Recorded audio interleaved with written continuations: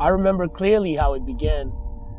The first time that I realized that I was comfortable with a microphone in my hand, that's what I wanted to do. In any dance that happened at school, I was the guy on the mic. Heck, I would do morning announcements at school. It just became my thing.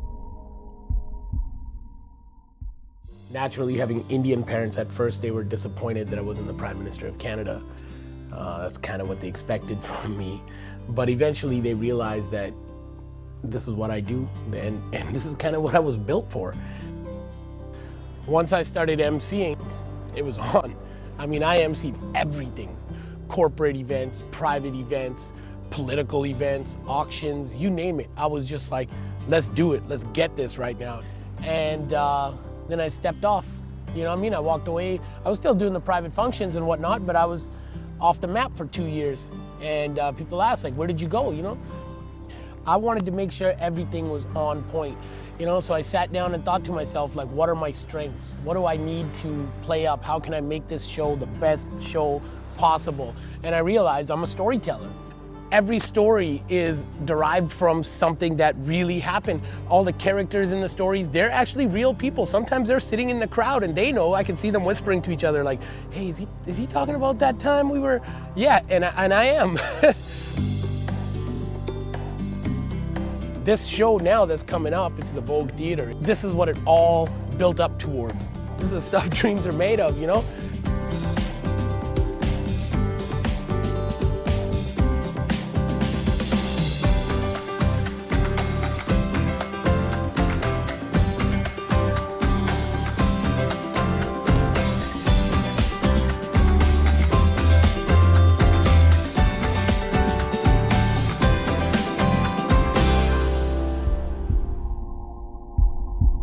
The reason I'm kind of like nervous about this one is like, this is real stuff that's from my own personality. So I kind of worry like, hey, are 1,000 people sitting in this theater gonna enjoy what I have to say? It might not translate.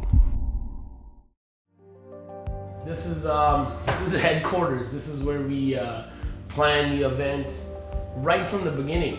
I need to be on top of every single thing, every single detail. So like, before even a word is written on paper, done my show about my actual material, I'm like, how am I gonna actually put the event together? These block tickets that we sell, I kind of write down where people are gonna be. So mentally in my head, when I'm writing a joke, if I'm writing a joke that pertains to Chinese people, I know that there's a big block of Chinese guys sitting right over here. So I kind of, in my head, I'm already thinking that as I'm telling that joke, I'm gonna be looking in this direction. So I like to plan every little detail. And I think, I hope that kind of shows on stage, that you can see that, okay, this guy has put thought into it, or he's just such a genius that he seems to know where everybody is. And so that's how it works. Then I start writing out my script.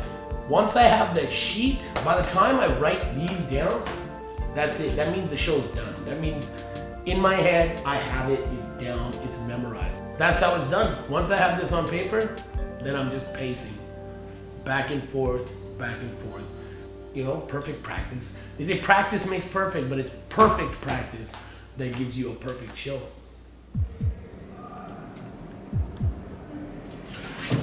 All right. I'm ready. Let's go. Ian, we good? We're ready. All right.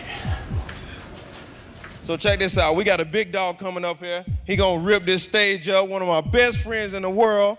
He always making me laugh. He's making everybody laugh. Every time you see him, he got something funny to say. I want y'all, everybody, stand up. Put your hands together for Hollywood Harv!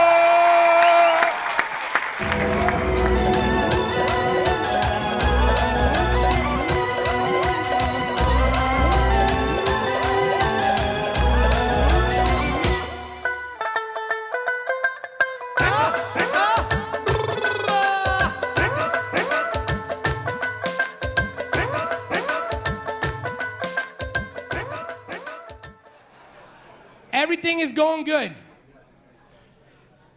Then one of the 4 black guys in Vancouver walks into the club. Like, sometimes I just wanted to walk over and be like, you know what? Just take your shit out and put it on the bar.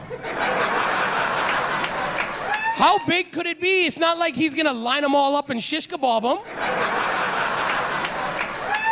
That's the biggest Fijian dude I ever seen, by the way. Look at the size of that guy. How did you end up in the front? I guess you can't sit behind nobody. You know what? Some men aren't attentive. Some men, ladies, you're talking to your man, you're thinking, oh, he's not paying attention, or he's driving, and he doesn't see a pedestrian, or he runs the yellow. He's just not an attentive guy. But I guarantee you, we spot a fucking pair of Lululemons from 500 yards away. Could you imagine you come home, some guy's drilling holes in your house? You're like, oh, this motherfucker is crazy. You start reversing the car. You're like, I ain't fucking with this guy. You're sitting in your living room. Guy drills a hole in your front door. He's like, I see you, motherfucker. I see you in there. Now, in the regular world, your uncle's like a professional businessman, suit, tie. And in Bhangra world, he's got a bottle of Crown on his head. He's all dancing around.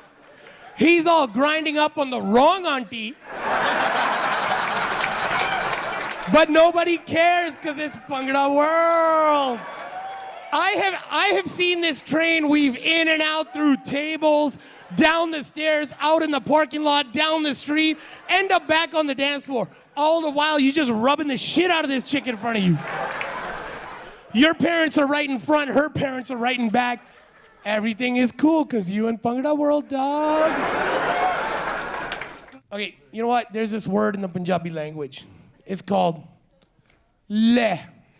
And it's a negative fucking word. I hate hearing it. You come home, you're like, Mom, Dad, I made the honor roll. Le. Hey, listen, I got this business idea. I'm gonna call it Facebook. Le. You know what? I wanna be a comedian.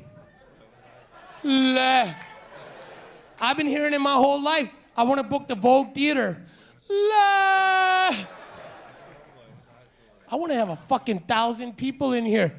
La. But you know what? Here we are. Hey, thank you, everybody!